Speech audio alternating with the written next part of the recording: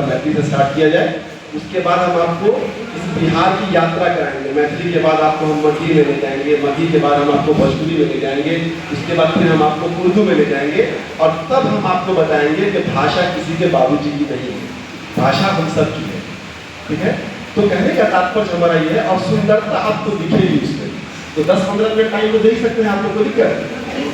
चलिए, बहुत बहुत धन्यवाद।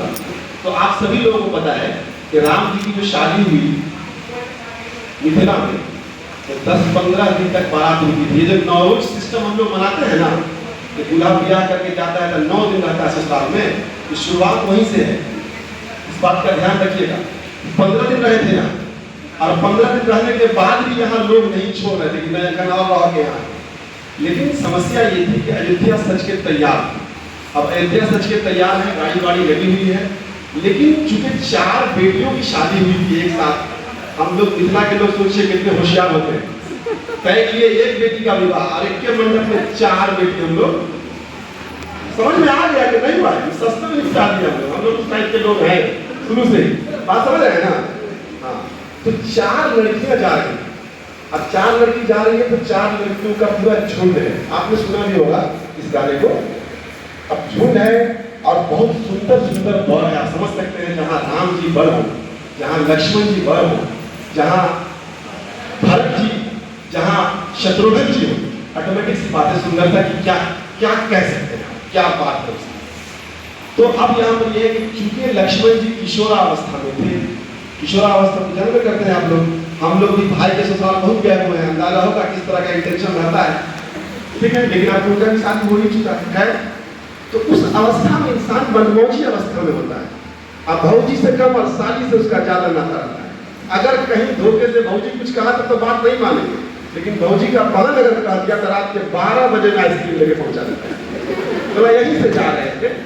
तो अब सोचिए कि मैथिलाइन ये चाह रही है कि नहीं अभी कुछ दिन और रुकी। तो चूंकि थोड़ा लक्ष्मण जी वो थोड़ा सा गर्म मिजाज के लोग हैं, अब कितना दिन रुकेंगे, तो वहां भी मम्मी पापा लोग इंतजार कर रहे हैं और हम लोग यहीं आके रहेंगे, लगता है यहीं रहेंगे क्या? बोला अरे काहे चिंता करते हैं, आपका फायदा है इसमें। बोला क्या फायदा है? बोला देख नहीं रहे हैं कि राम जी जब आए थे तो कितने कड़िया थे, अभी क्रिश्चियन नहीं हो गए हैं लोग और लक्ष्मण जी चौंके।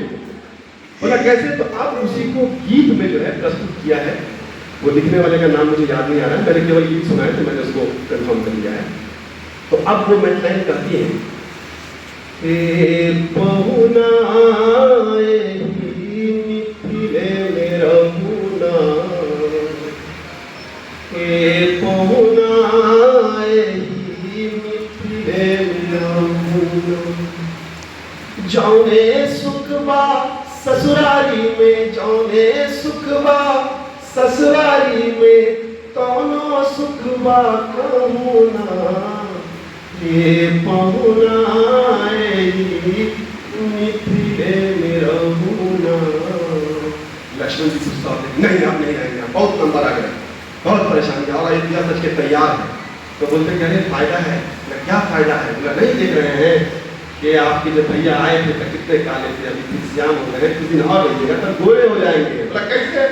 तब मैं तय करती हूँ, रोज सवेरे उबटन मल के इतर से नहवाए हो, रोज सवेरे उबटन मल के इतर से नहवाए, 1 महीना के भीतर करिया से गोर बनाए हो, 1 महीना के भीतर करिया से गोर बनाए हो, झूठ कहत नहीं पानी तन को, झूठ कहत नहीं पानी तन को, मौकाए गो दीना, ये पहुना मिथिले में रहुना, ये पहुना मिथिले में रहुना। तो लक्ष्मण जी कहते कि मेरा क्या फायदा है, तो भैया का फायदा है। अब लक्ष्मण जी थोड़ा सा नॉर्मल होते हैं, उनको लगा कि अरे कैसे इस भीड़ को छोड़ के जाए, एक तरफ उधर मम्मी है, उधर पूरा अयोध्या इंतजार कर रहा और इधर पूरी सालियों का झुंड है, टाल नहीं पा रहे हैं, फंसे हुए हैं लक्ष्मण जी वही जाके। तो कहते मेरा क्या फायदा? तब मैं ज्वाइन करते देखिए होता क्या है कि मैथाई ने लगातार खाना पीना खिला के अंदाजा लगा लिया था कि लक्ष्मण जी को खाना बहुत पसंद है। तो अब मैथाई कहती है नित्य नव व्यंजन परिसब कंचन थारी हो, नित्य नवीन मन भावन व्यंजन परिसब कंचन थारी, स्वाद भूख बढ़ जाई सारी सरहज के गारी हो, स्वाद भूख बढ़ जाई सारी सरहज के गारी, बार बार हम करब चिरौरी बार बार हम करब चिरौरी औरों की चूली होना ए पौना मिथिले में रहूना ए पौना मिथिले में रहूना। तो लक्ष्मण जी जो बात कर रहे थे उनको बुलाया कि अरे हमारे दो भाई और हैं, भरत भैया और शत्रुघ्न भैया, वो तो कुछ बोलते भी नहीं है, उनका क्या फायदा है। तो चूंकि राजा महाराजा के बेटा थे तो वो लोग घूमना पसंद करते थे। तो हमारे यहाँ मिथिला में एक परंपरा है कि चांदनी रात में लोग नौका पर सतुआ और खाने पीने का आइटम लेके निकल जाते हैं नदी में, ठीक है। उसको क्या बोलते हैं मालूम है तुमको? झिझरी बोलते हैं। कहा इसने कहा जी, तो झिझरी बोलते हैं। तो रात में निकल जाते हैं। तो वो लोग चूंकि घूमने के शौकीन थे तो मैथाई को पता था। तो मैथाई कहती है कमला बिमला दूधमती, ये सब नदियां हैं। कमला बिमला दूधमती में झिझरी रोज खिलाए हो, कमला बिमला दूधमती में झिझरी रोज खिलाए हो, सावन में कजरी गागा के झूला रोज झुलाए हो, सावन में कजरी गागा के झूला रोज झुलाए हो, पवन देव से करब निहोरा पवन देव से करब निहोरा, होले होले बहुना ए बहुना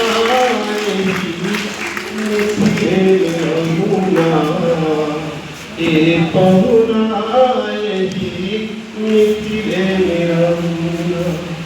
अब उसके बाद जो है मैथाई को लग रहा है ना अब नहीं रुकेंगे। अब देखिए इमोशनल अत्याचार, इमोशनल बोलते हैं इमोशनल अत्याचार, तो कितना जबरदस्त इमोशनल अत्याचार किया है, कैसे रोकने की कोशिश कर रहे हैं उसको ध्यान दीजिए। अब अंत में उनको समझ में आ रहा है कि नहीं, लगता है कि नहीं रुक पाएंगे, और उसकी मोहब्बत और उसके प्रेम को भी आप इसमें गौर कीजिए। तब कहती है रघुनंदन से करब निहोरा माने या न माने हो, रघुनंदन से करब निहोरा माने या न माने, पर ससुरारी के नाते परताप के आपन जाने हो, पर ससुरारी के नाते परताप के आपन जाने, या मिथिले में रह जइयो या मिथिले में रह जइयो या संग अपने रख लीना ए पहुना यही मिथिले में रहूना ए पहुना यही मिथिले में रहूना। जो आनंद विदेह नगर में, जो आनंद विदेह नगर में, देह नगर में कहूना ए पहुना मिथिले में रहूना ए पहुना